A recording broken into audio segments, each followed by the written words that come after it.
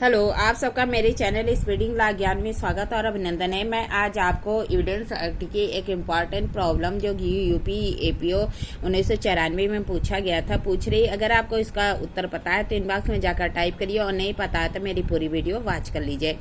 आ के विरुद्ध यह अभियोग था कि उसने ब नाम की 8 वर्ष की आयु की एक अबोध बालिका के साथ बलात्कार किया था। क्या कह रहा? आ के विरुद्ध यह अभियोग था कि उसने ब नाम की एक 8 वर्ष की आयु की अबोध बालिका के साथ बलात्कार किया था। अ के विरुद्ध यह परिसाक्ष्य उस बालिका का था जिसे न्यायालय में बिना शपथ दिलाए लिया गया था। क्या कह रहा? अ के विरुद्ध यह परिसाक्ष्य उस बालिका का था जिसे न्यायालय में बिना शपथ दिलाए लिया गया था। और इसके अतिरिक्त उसकी मां का साक्ष्य था कि ब ने घटना के 4 घंटे बाद उसे सब कुछ बताया था कि वे दोनों साक्ष्य ग्राह्य हैं। इसके आधार पर अ को दोषी सिद्ध किया जा सकता है। तर्क सहित उत्तर दीजिए।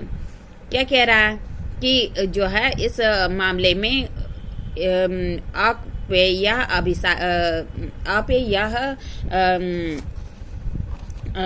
अभियोग था कि उसने 8 वर्ष की एक बालिका के साथ बलात्कार किया था।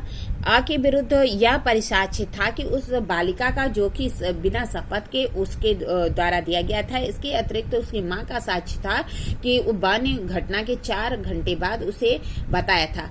क्या यह साक्ष्य के आधार पर अ को दोषी सिद्ध किया जा सकता है? आइए देखिए प्रॉब्लम का उत्तर। क्या कह रहा है? प्रस्तुत समस्या एविडेंस एक्ट की धारा 118 और धारा 8 के दृष्टांत जो इया है उस पर आधारित है। क्या कह रहा है? एविडेंस एक्ट की जो धारा 118 है कि जो है कौन साक्ष्य दे सकता है इसके बारे में बताता है, और जो धारा 8 में जो कहता है हेतु, तैयारी और पूर्व या पश्चात के आचरण के बारे में प्रावधान करता है, उसका दृष्टांत यहाँ पर आधारित है। आइए देखते हैं धारा 118 में क्या उबंधित है। कहता है धारा 118 में उबंधित है कि साक्ष्य देने के लिए कौन कौन सक्षम होंगे, कौन साक्ष्य दे सकता है। धारा 118 के अनुसार सभी व्यक्ति साक्ष्य देने के लिए सक्षम है जब तक कि वह न्यायालय के विचार में ऐसे नहीं है कि क्या कह रहा है? सभी व्यक्ति साक्ष्य देने के लिए सक्षम है जबकि वह न्यायालय के विचार में ऐसे नहीं है कि एक कहता है कि न्यायालय द्वारा पूछे गए प्रश्नों को समझने में असमर्थ है। क्या न्यायालय द्वारा पूछे गए प्रश्नों को समझने में असमर्थ है? 2 कहता है कि जो उन प्रश्नों का उत्तर देने में निम्नलिखित कारण से असमर्थ है। क्या कह रहा है कि न्यायालय द्वारा पूछे गए प्रश्नों को उत्तर देने के लिए असमर्थ है, समझने में असमर्थ है, और फिर कहता है कि उत्तर देने में निम्नलिखित कारण से असमर्थ है। ए कहता है कि कम आयु, बी कहता है कि अत्यधिक वृद्धावस्था, सी कहता है कि मानसिक या शारीरिक बीमारी, और डी कहता है कि इसी प्रकार के कोई अन्य कार्य। क्या कहता है कि अगर निम्नलिखित प्रश्नों का उत्तर देने में असमर्थ है। ए कहता है कम आयु, दूसरा कहता है कि अत्यधिक वृद्धावस्था, 3 कहता है मानसिक या शारीरिक बीमारी, और 4 कहता है इसी प्रकार के अन्य कार्य।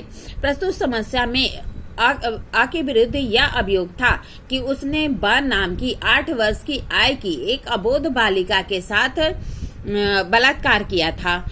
आ के विरुद्ध इस बालिका का साक्ष्य दिया कि जो साक्ष्य दिया वह शपथ पर नहीं दिया गया था। क्या कह रहा है? प्रस्तुत समस्या में आ के विरुद्ध यह अभियोग था कि उसने ब नाम की 8 वर्ष की अबोध बालिका के साथ बलात्कार किया था। आ के विरुद्ध उस बालिका ने जो साक्ष्य दिया था वह बिना शपथ के था। धारा 118 में कम आयु के बालक को भी साक्ष्य देने के लिए सक्षम माना जाता है यदि वह न्यायालय द्वारा पूछे गए प्रश्नों का उत्तर देने में समर्थ है। क्या कह रहा है कि धारा 118 में कहता है कि कम आयु का बालक भी साक्ष्य देने के लिए सक्षम है यदि वह न्यायालय द्वारा पूछे गए प्रश्नों का उत्तर देने के लिए सक्षम है। एक केस आई थी नारायण स्वामी बनाम स्टेट ऑफ कर्नाटक 2001 की। एससी के मामले में नारायण स्वामी बनाम स्टेट ऑफ कर्नाटक। 2001 के मामले में उच्चतम न्यायालय ने 4 वर्ष के बालक का साक्ष्य ग्रहण किया और कहा कि कोई कारण नहीं है कि ऐसे साक्ष्य को ग्रहण न किया जाए। इसकी संपुष्टि अन्य साक्ष्यों से भी की जा रही थी। फिर एक केस आया था साधु सिंह बनाम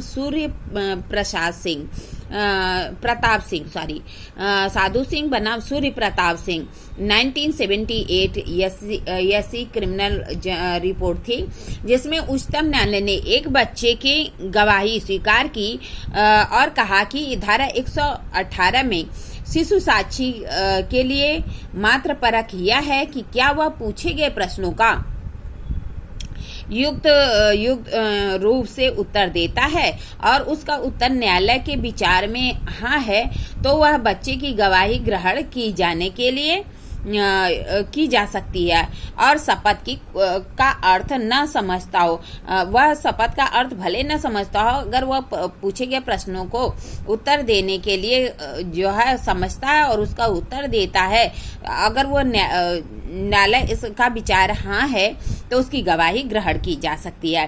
फिर क्या कहता है, अतः उपरोक्त वादों में तथा 118 में के प्रावधानों के अनुसार प्रस्तुत समस्या में बक की 8 वर्ष की बालिका जिसके साथ बलात्कार हुआ था न्यायालय में आकर साक्ष्य दे रही है। यद्यपि वह शपथ नहीं दिलाई जाती, फिर भी उसका साक्ष्य ग्रहण किए जाने के जाएगा यदि न्यायालय यह समझता है कि वह प्रश्नों को पूछा गया था उसका युक्त उत्तर दिया है। प्रस्तुत समस्या में दूसरा साक्ष्य 8 वर्ष की बालिका के साथ बलात्कार किया गया था। इस घटना के 4 घंटे बाद उसने अपनी मां को सब कुछ बताया था। प्रस्तुत समस्या धारा 8 के दृष्टांत यहाँ पर आधारित है। धारा 8 में हेतु, तैयारी और आचरण को सुसंगत घोषित किया गया है। धारा 8 के अंतर्गत आपराधिक कार्रवाई में अभियुक्त तथा परिवादी दोनों का आचरण सुसंगत है।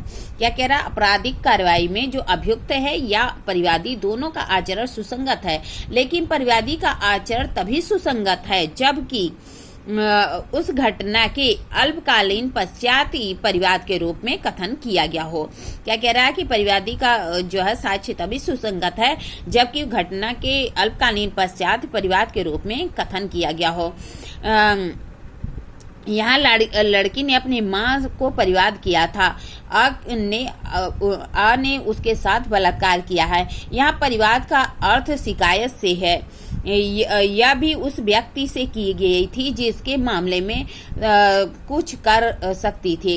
अतः बालिका द्वारा अपने मां को बलात्कार के बारे में किया गया कथन परिवाद माना जाएगा और धारा 8 के अंतर्गत परिवादी के परिवाद के रूप में किए गए कथनों को सुसंगत होने के लिए घटना के अल्पकालीन पश्चात होना चाहिए। यद्यपि बलात्कार के मामलों में मां का परिवाद घटना के 4 घंटे बाद गया था। इस मामले में न्यायालय का मत है यह तथ्य और परिस्थितियों पर निर्भर करता है। एक केस आई थी चेल्सी बनाम न्यू होम की 1908 में। एक पादरी ने एक लड़के के साथ दुराचारित कर्म किया गया था। लड़के उसी शाम को अपनी मां से किया गया कथन साक्ष्य में ग्रहण किया गया था। इसी प्रकार मूसा लाल बनाम आर के मामले में बलात्कृत कन्या का कथन को साक्ष्य में ग्रहण किया गया था क्योंकि वह घटना के शीघ्र पश्चात किया गया था। प्रस्तुत मामले में भी घटना के 4 घंटे पश्चात कथन साक्ष्य में ग्राह्य किया जाएगा क्योंकि यह स्वाभाविक है कि 8 वर्ष की बालिका को ऐसी घटना के तुरंत सब कुछ बता देना संभव नहीं था। 4 घंटे का विलंब ऐसा नहीं है जिसके कारण साक्ष्य ग्रहण नहीं किया जाए। अतः प्रस्तुत मामले में बालिका का और उसकी मां का साक्ष्य ग्राह्य है और अ को बलात्कार के लिए दोषी ठहराया जा सकता है और दोनों जो बालिका है 8 वर्ष की और उसकी मां दोनों का साक्ष्य में ग्राह्य होगा। इस तरह मैंने आपको प्रॉब्लम बताई, प्रॉब्लम का सॉल्यूशन बताया। ऐसी ही अच्छी प्रॉब्लम के लिए मेरा चैनल सब्सक्राइब करिए, लाइक करिए, कमेंट करिए, शेयर करिए, साथ ही साथ बेल आइकन दबा दीजिए ताकि कोई भी नोटिफिकेशन आपको तुरंत ही मिल जाए। ठीक है, धन्यवाद, थैंक यू।